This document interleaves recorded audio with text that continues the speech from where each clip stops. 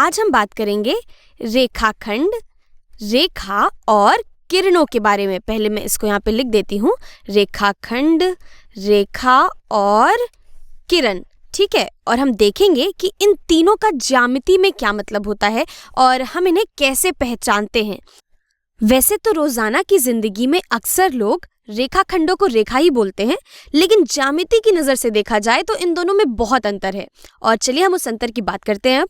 तो अगर मैं रेखा की बात करूं तो एक रेखा एक ऐसी लकीर है जो दोनों दिशाओं में बढ़ती ही जाती है, इसका कोई अंत नहीं होता, ये कभी खत्म नहीं होती। और इस चीज को दिखाने के लिए इसके दोनों सिरों पे हम ये तीर लगा देते हैं और ये तीर बताता है कि ये एक रेखा है और ये दोनों दिशाओं में बढ़ती ही जा रही है, ये कभी भी खत्म नहीं हो रही। वैसे तो मैंने कभी ऐसी कोई रेखा नहीं देखी जो हमेशा बढ़ती ही जाए और जो कभी खत्म ना हो, लेकिन हम गणित की बात कर रहे हैं और गणित में चीज़ों को परिभाषित करना बहुत आसान है और ऐसी चीज़ें हम आसानी से गणित में पढ़ सकते हैं। तो एक रेखा का कोई अंत नहीं होता और ये दोनों दिशाओं में बढ़ती ही जाती है। चलिए अब हम रेखाखंड की बात करते हैं और इसके नाम से ही आपको समझ आ रहा होगा कि इसका क्या मतलब है। रेखाखंड का मतलब है रेखा का एक खंड। तो अगर हम इस रेखा का कोई एक खंड ले लें, बस एक छोटा सा हिस्सा ले लें, तो ये हमें एक रेखाखंड दे देगा। तो हम कह सकते हैं कि एक रेखा का अगर हम एक छोटा सा हिस्सा ले लें, एक छोटा सा टुकड़ा ले लें, तो वो हमें एक रेखाखंड दे देता है, जैसा कि यहाँ पे। और एक रेखाखंड को हम यहाँ पर दो अंत बिंदुओं से दर्शाते हैं। ये हमें बता रहा है कि ये जो छोटा सा हिस्सा है इन दोनों बिंदुओं के बीच में, ये एक रेखाखंड है। और आमतौर की जिंदगी में अक्सर जो रेखा हमें मिलती है, जिन्हें हम रेखा बोलते हैं, दरअसल वो रेखा खंड होती है। ठीक है, चलिए अब हम किरणों की बात करते हैं। तो एक किरण, इसकी शुरुआत जरूर होती है एक बिंदु से, लेकिन ये कभी भी खत्म नहीं होती, ये भी बढ़ती ही जाती है और इसका कोई अंत नहीं होता। तो हम कह सकते हैं कि एक किरण में एक शुरुआती बिंदु जरूर होता है, लेकिन इसका कोई अंत बिंदु नहीं होता। ठीक है, तो यहाँ से आपको समझ आ रहा होगा कि रेखाखंड, रेखा और किरणों में क्या अंतर है। एक रेखा में कोई अंत बिंदु नहीं होता, एक किरण में सिर्फ एक अंत बिंदु होता है और एक रेखाखंड में दो अंत बिंदु होते हैं। तो चलिए हम कुछ अभ्यास कर लेते हैं रेखाखंड, रेखा और किरणों को लेकर। तो ये आ गया मेरा सवाल, निम्नलिखित आकृतियों में से कौन सी आकृति एक हरी किरण को दर्शाती है? प्रत्येक आकृति में संपूर्ण हरे आकार पर ध्यान दीजिए। तो यहाँ पर ये मेरी आकृतियां हैं और इनमें से मुझे इस हरे वाले आकार पे ध्यान देना है और पता लगाना है कि ये किरण है या नहीं। चलिए देखते हैं। तो यहाँ पर अगर हम आकृति ए की बात करें तो यहाँ पर ये जो हरा वाला आकार है ये एक दिशा में बढ़ता जा रहा है और इसके पास एक अंत बिंदु है। तो जाहिर सी बात है कि ये एक किरण है, क्योंकि एक किरण सिर्फ एक दिशा में बढ़ते ही जाता है और एक अंत पे उसके बिंदु होता है। तो हम कह सकते हैं कि ये हरा आकार एक किरण है। मैं यहाँ इसे चिन्ह लगा देती हूँ। ठीक है, अब आकृति बी की बात करते हैं। यहाँ पर ये जो हरा वाला आकार है ये दोनों दिशाओं में बढ़ रहा है, तो जाहिर सी बात है कि ये एक रेखा है, ये किरण नहीं है, क्योंकि ये दोनों ही दिशाओं में बढ़ रहा है। ठीक है, वैसे भी हमें एक ही उत्तर चुनना था, तो आकृति ए ही हमारा उत्तर होना चाहिए, लेकिन चलिए बाकी की आकृतियों को भी देख लेते हैं।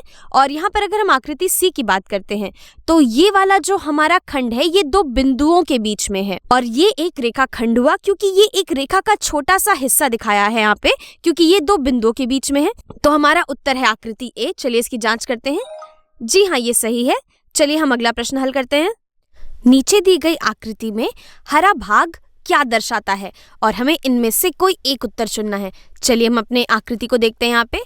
तो ये हमारी आकृति और यहाँ पर अगर हम इस हरे भाग को देखें तो ये हरा भाग दोनों दिशाओं में बढ़ रहा है। यहाँ पर ये जो तीर है ये हमें बताता है कि ये दोनों ही दिशाओं में बढ़ता ही जा रहा है और ये कभी खत्म नहीं होगा, इसलिए हम इसे एक रेखा बोलते हैं।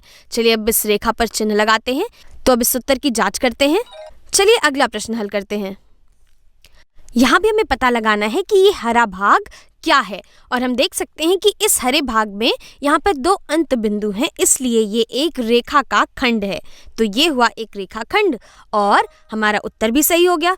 अगला प्रश्न है, निम्नलिखित आकृतियों में से कौन सी आकृति एक हरी किरण को दर्शाती है? प्रत्येक आकृति में संपूर्ण हरे आकार पर ध्यान दीजिए। तो यहाँ पर है मेरी आकृतियाँ और ये वाला जो हरा भाग है हम इन पर ध्यान देंगे और पता लगाएंगे कि कौन सा हरा भाग एक किरण है। तो अगर हम आकृति ए की बात करें तो यहाँ पर हमारे पास 2 तीर हैं, इसका मतलब है कि ये एक रेखा है, तो ये तो हमारा उत्तर नहीं है। अगर हम आकृति बी की बात करें तो यहाँ पर हमारे पास 2 अंत बिंदु हैं, इसलिए ये भी हमारा उत्तर नहीं है। और अगर हम सी को देखते हैं तो यहाँ पर हमारे पास एक अंत बिंदु है और ये जो रेखा है ये एक दिशा में बढ़ती ही जा रही है, तो आकृति सी हमारा उत्तर है क्योंकि ये एक किरण है। और चलिए इसकी जांच करते हैं। जी हाँ, ये सही है। अब अगला प्रश्न हल करेंगे हम। निम्नलिखित आकृतियों में से कौन सी आकृति एक हरे रेखाखंड को दर्शाती है? प्रत्येक आकृति में संपूर्ण हरे आकार पर ध्यान दीजिए। तो यहाँ पर है हमारी ये वाली आकृति। अगर हम इस हरे भाग की बात करें तो यहाँ पर एक अंत बिंदु है और ये एक दिशा में बढ़ती ही जा रही है, तो ये तो एक किरण है। यहाँ पर आकृति बी को अगर हम देखें तो ये दोनों दिशाओं में बढ़ रही है, तो ये एक रेखा है। और अगर आकृति सी को हम देखते हैं तो ये स्थित है 2 अंत बिंदुओं के बीच में, तो ये है एक रेखाखंड और हमारा उत्तर भी सही है।